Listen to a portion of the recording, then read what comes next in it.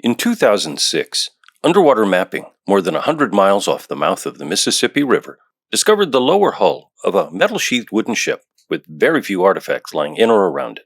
Resting near the subsea geological feature known as Ewing Bank, which gave the wreck its name, the wreck is seemingly empty. But does this wreck offer clues to what type of ship it was and what it was doing?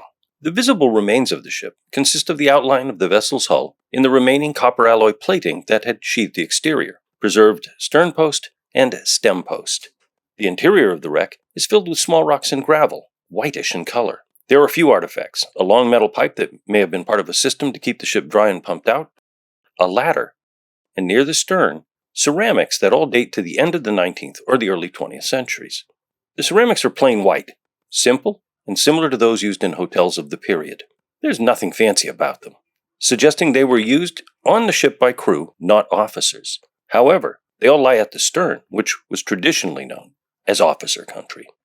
There is no scattering of associated artifacts in the area of the wreck. There are no visible remains or artifacts associated with masts or rigging. There is no visible evidence of ship's equipment, such as pumps, steering apparatus, windlass, the capstans, or anchors, nor a galley stove. However, it is the rock ballast and the form and construction of the hull that suggest that this wreck speaks to a forgotten but important part of maritime trade in the Gulf in the late 19th and early 20th centuries. The commodity, valuable in bulk, and lots of it at that, was fertilizer. As the Southern economy struggled to recover after the Civil War, the United States was seeking fertilizer for its farms, some of which had been so heavily farmed that the nutrients in the soil were exhausted. American ships had been loading guano, the dried droppings of seabirds that accumulated on offshore rocks, islands, and atolls from the Pacific to the Caribbean, but those deposits were being mined away. The discovery of large beds of phosphate, a natural fertilizer, in South Carolina and Florida sparked a boom in the shipment of the new commodity to fertilizer factories in the U.S. and in Europe, where farms also struggled from generations of overuse that had exhausted the soil's ability to nurture crops. Phosphate was only profitable as a bulk cargo, and to get the tons of rock necessary, large open pits were dug, often worked by convict labor or debt-owning miners, many of them African American, and taken to large docks where conveyor belts dumped phosphate into the holds of schooners, sailing ships, and some steamers. However, by the end of the 19th century, phosphate was loaded into barges, the first of them made by cutting down or removing the masts and equipment of old wooden and iron ships to make them into barges. This particular wreck speaks to that period when technology, the nation, was moving from a period of sail to a period of reliance on steam.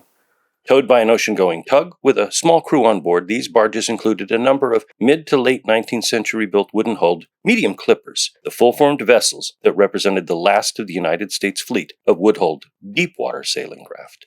I think the most surprising thing for us at the time was we expected this to be a sailing ship, as we've seen in other examples.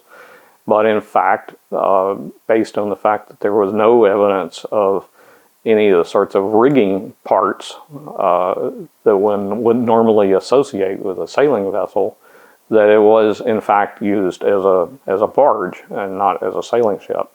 The form and size of the Ewing Bank wreck suggests that it is one of those downeasters, and the lack of artifacts that should be there if it had been sailing under its own power is a strong sign that it was towed. The rock inside, when tested by geologists, is the same type mined in the open pits of Florida and South Carolina.